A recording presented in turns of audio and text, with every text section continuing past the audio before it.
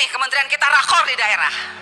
Ya, jadi jangan hanya kementerian rakor dengan para bupati, gubernur di daerah selesai. Guru-guru honorer tidak tahu di bawah. Saya mengajak Pak, mari Bapak Ibu yang ngurusin P3K, kita rakor di daerah. Dudukan kami anggota DPR RI dengan bupati dan gubernur dan panitia seleksi nasional.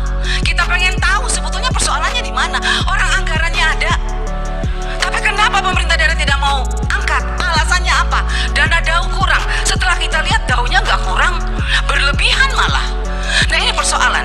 Jadi saya minta ini Bu, contoh ya Kota Kupang, Kabupaten Kupang.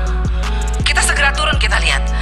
Mereka tuh sangat gelisah saat ini karena apa? Lulusan-lulusan yang passing grade 2001 nih kita bilang. Padahal sekarang kita sudah mau tentukan anggaran 2022, 2023, tapi 2001 belum selesai. Selesaikan dulu 2021. Lolos passing grade sangat banyak, tapi dicuekin oleh daerah. Pertanyaan saya kepada Pak Menteri, Anda sebagai Menteri Pendidikan yang punya guru, tenaga honorer yang kita tahu bahwa NTT itu sangat membutuhkan tenaga guru. Persoalannya Pak Menteri kok diam aja ya? Nggak maaf Pak Menteri. Kalau menurut saya Anda hanya diam, Anda hanya sibuk urusan secara nasional. Lihat dong ke daerah. Mas Menteri, to the point saja.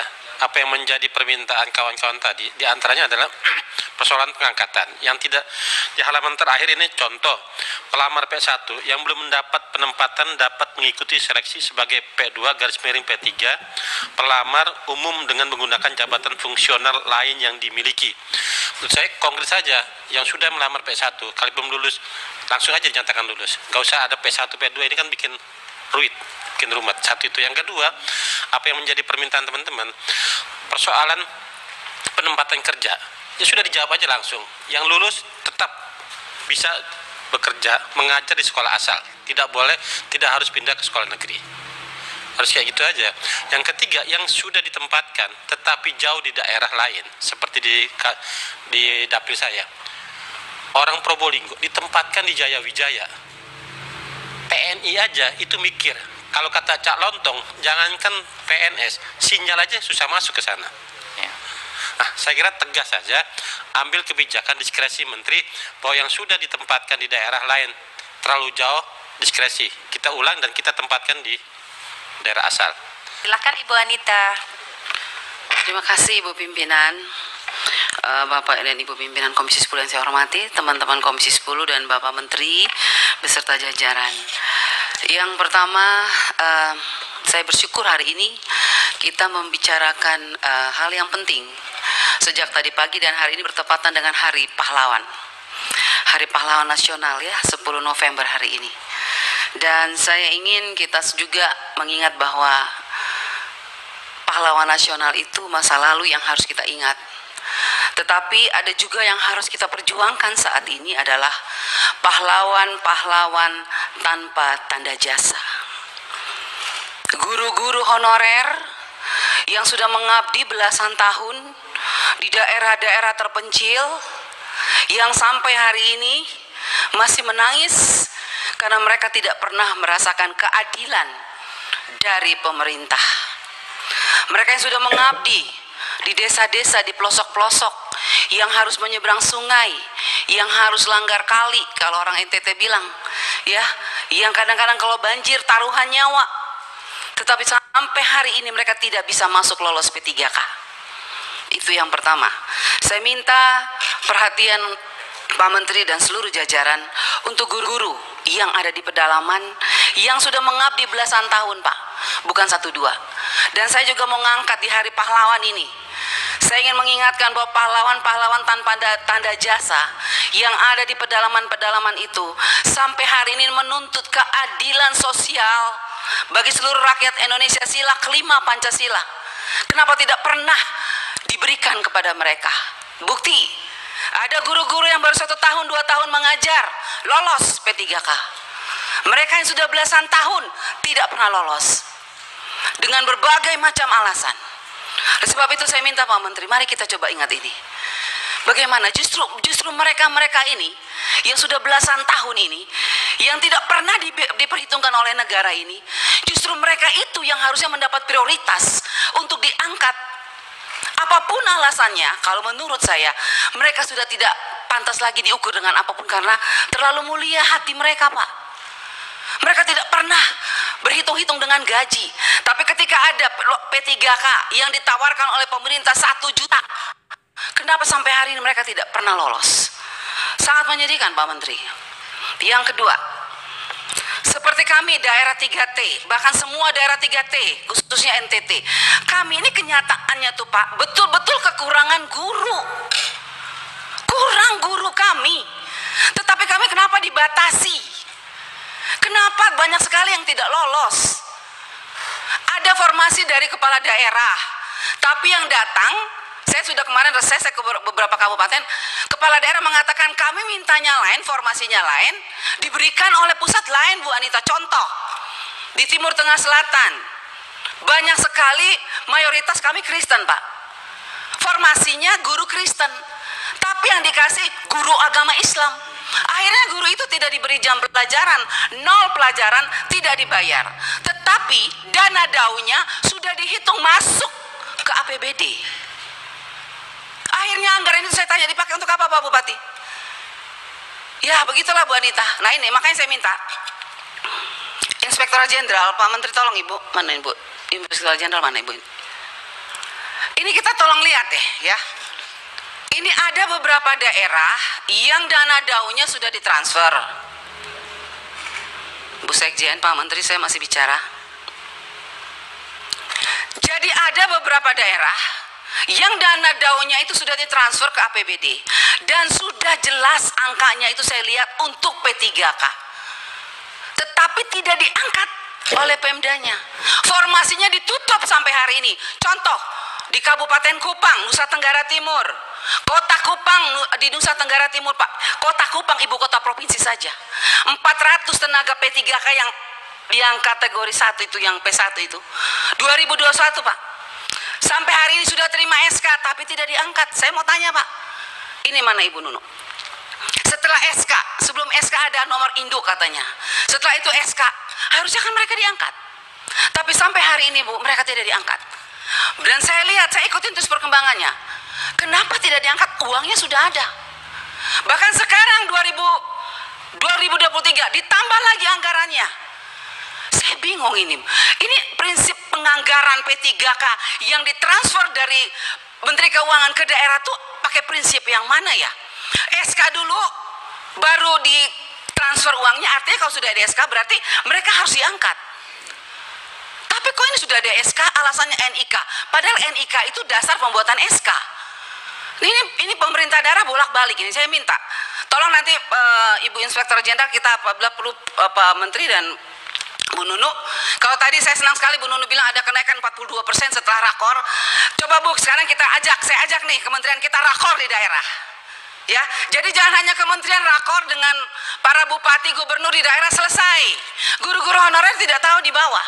Saya mengajak Pak, mari Bapak Ibu yang ngurusin P3K, kita rakor di daerah.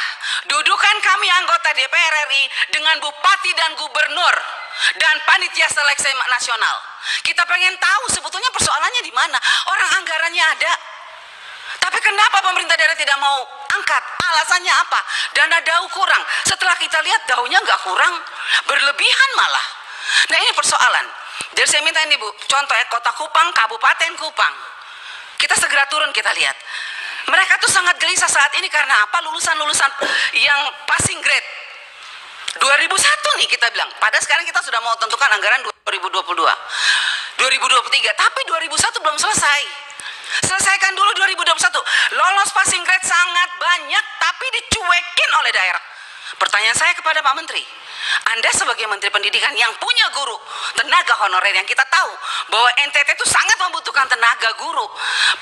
Persoalannya Pak Menteri kok diam aja ya? Minta maaf Pak Menteri. Kalau menurut saya Anda hanya diam, Anda hanya sibuk urusan secara nasional. Lihat dong ke daerah. Ini banyak guru-guru yang lolos passing grade Pak, menangis.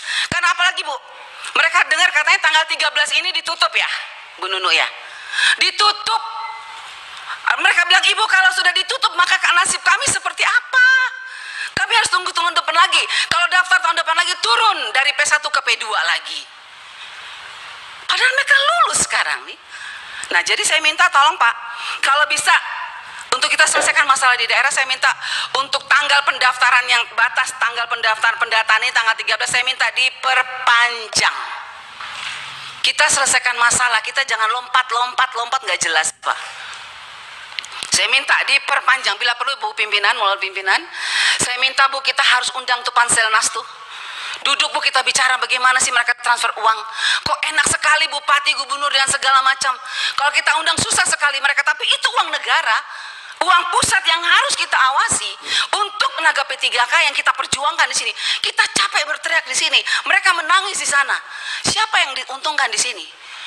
Harusnya yang diuntungkan adalah guru-guru honorer, bukan pemerintah daerah atau siapapun yang terlibat di dalamnya.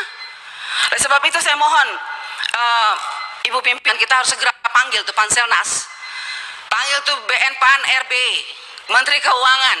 Apa dasarnya mereka transfer? Sekarang mau saya dengar Bu, sudah ini awal tahun ini ditransfer lagi untuk P3K, tapi diangkat-angkat enggak. Terus uang ini untuk siapa? Terus siapa yang mengawasi uang ini? Terus tangisan air mata P3K yang sudah lolos passing grade, siapa yang harus menghapus air mata mereka itu siapa? Kalau bukan kita sebagai wakil rakyat, kalau bukan Anda sebagai menteri, siapa? Hanya kita yang bisa. Jadi mari Bapak Menteri, saya minta kita bergandengan tangan, kita hadapi persoalan ini bersama. Kita turun ke daerah, kita tunjukkan sama P3K bahwa kita di pusat sudah berjuang. Siapa yang mempersulit mereka di daerah? Kalau memang bupati mengatakan dana daunnya kurang, suruh mereka buka. Berapa kebutuhan mereka setiap tahun? Ada tambahan atau tidak? Kalau ada tambahan ya itu untuk P3K. Apalagi sekarang P3K untuk 2023 dananya dikunci. Walaupun kuncinya terlambat.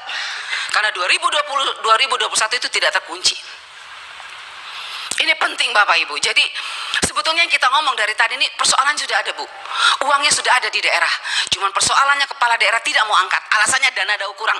Coba hitung, saya sudah hitung. Kota Kupang ada kelebihan, Kabupaten Kupang ada kelebihan, tapi bupatinya tidak mau. Nah ini, jadi saya bilang kita harus sama-sama. Dan saya minta Pak Menteri menjadi fokus Pak Menteri untuk menyelesaikan ini supaya Bapak juga jangan terlalu beban bahwa memang kesalahan bukan hanya pada pusat. Di daerah juga ada, mari kita selesaikan bersama. Makanya saya usul rakor di daerah, ajak kami anggota DPR RI. Biar jelas, clear. Bila perlu dudukin itu DPR provinsi, DPRD kabupaten, supaya mereka tahu ini uang APBN yang berubah jadi APBD yang tidak bisa mereka pakai seenaknya, khusus untuk P3K. Yang saya dengar banyak permainan di daerah sekarang, itu dana P3K dimainkan oleh mereka. Makanya saya kadang-kadang saya bikin, kalau bila perlu kita pakai, minta KPK aja periksa kalau begini caranya. Sakit hati kita nih, kasihan guru-guru itu. Oke lanjut, itu untuk ini Pak ya, P3K. Mengenai ada Pak, ada juga terkait asesmen tadi Pak, daerah NTT Pak. Kami masih kurang jaringan, susah. Bagaimana asesmen dilakukan di UNBK? Banyak daerah sekolah-sekolah yang berteriak tidak memiliki komputer tapi dikirim laptop. Ada daerah yang akses internetnya lancar, laptopnya tidak ada. Saya ada bukti Pak. Laptopnya itu ditumpukin setinggi gunung tapi nggak dipakai. Karena nggak ada akses internetnya. Itu seperti apa itu? Coba ya seperti apa itu, seperti itu pertanggungjawabannya. Dirjen Didasmen. Menit ya Bu ya, saya tambah 1 menit. Makasih Bu. Dirjen Didasmen, NTT masih tinggi Pak buta hurufnya Pak. Saya kasih contoh di Sumba Barat, Kepulauan Sumba, Sumba Timur, Sumba Barat, Sumba Barat Daya, Sumba Tengah. Saya pergi tuh, saya kaget, sekdanya bilang Bu, angka buta huruf kita masih tinggi lah. Terus anggarannya gimana itu?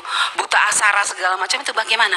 Saya minta Pak ya, saya minta tolong saya diberitahu datanya berapa anggaran yang di sana, yang seperti tadi Pak Ferdiansa katakan benar.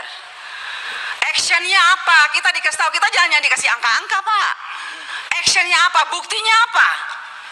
Ya seperti itu. PIP masih banyak persoalan Pak Menteri, terima kasih.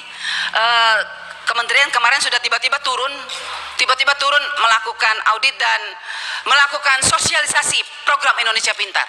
Dan saya punya videonya, betapa kagetnya kepala sekolah. Oh seperti itu ya, oh kami baru tahu ya. Pikiran saya, aduh PIP sudah berapa tahun ya? Kenapa baru dilaksanakan sosialisasi sekarang? Sudah banyak uang negara yang kembali ke kas negara. Saya rugi, Pak. NTT masih kembali 4 miliar dan sekarang akan kembali ditarik 5 miliar hanya karena ketidaktahuan kepala sekolah mengenai program ini. Tapi saya bersyukur, walaupun terlambat, terima kasih kementerian. Kemarin sudah melakukan sosialisasi. Dan terima kasih juga untuk Ibu Irjen sudah menurunkan auditor ke NTT hampir 80 orang, semoga semuanya diaudit. Dan rajin-rajinlah turun Bu Irjen, turunkan anak buah Ibu Irjen untuk melakukan audit supaya jelas tahu segalanya. Sudah kok. Terakhir Pak Pimpinan, tunjangan khusus Pak untuk daerah terpencil masih belum cair sampai saat ini.